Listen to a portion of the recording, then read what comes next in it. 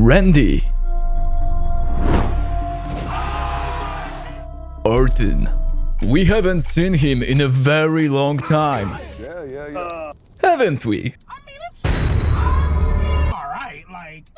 The last time we could see Orton in the ring was on May 20th, 2022, when he and Matt Riddle as RK-Bro were fighting against the Usos for the unification of tag team titles, with just a little help of Roman Reigns. Jimmy flew straight into Riddle, performing astonishing, in this case Uso Splash, to unify tag team titles. It was a bright day for RK-Bro, and especially for Randy himself. The loss wasn't only what happened to RK-Bro, but also a humiliating assault from the Bloodline. They've treated Randy Orton with super kicks, they've managed to make an appointment for Riddle with an unstable, and finally gave Randy a hell of a ride by guillotine from Roman Reigns. For the Bloodline, that was a crucial moment. As it was, on this day, they've earned all the championships they could win in their division. It's gonna sound terrible, but for Randy, it was a moment that could be his last performance between the ropes. Nobody knows when it happened.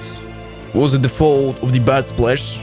Or is it because of the frequent performance of the action that millions of fans have fallen in love with? RKO.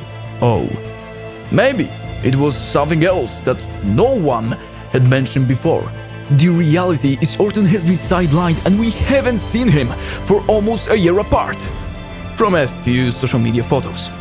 Many fans had high hopes that Viper would make a comeback at Royal Rumble, but that didn't happen. During Orton's absence from WWE, he managed to have surgery to fuse his lower back, which gives us hope that Randy Orton hasn't said his last word in the ring yet. It has to be said out loud. Without Orton, I feel something in WWE is missing. A kind of a void that should be filled with a legend killer who, as a 42 years of age WWE superstar, never gave up this federation for other promotion or movie career. There is a lot of talking about breaking Ric Flair's record of being WWE champion 16 times. If Orton comes back, there is no better candidate who should win the belt 17 times. And let's ask this question. Is this the end of RKO? Let's assume that Orton actually has a ban on performing actions incriminating his back, which would involve even the slimpest bump. His role would be limited to punt kicks that send wrestlers to the other side of the world. It sounds controversial, and I don't really think. If Randy Orton returns, the legendary RKO will disappear. But if that happens, a new era of Orton awaits us.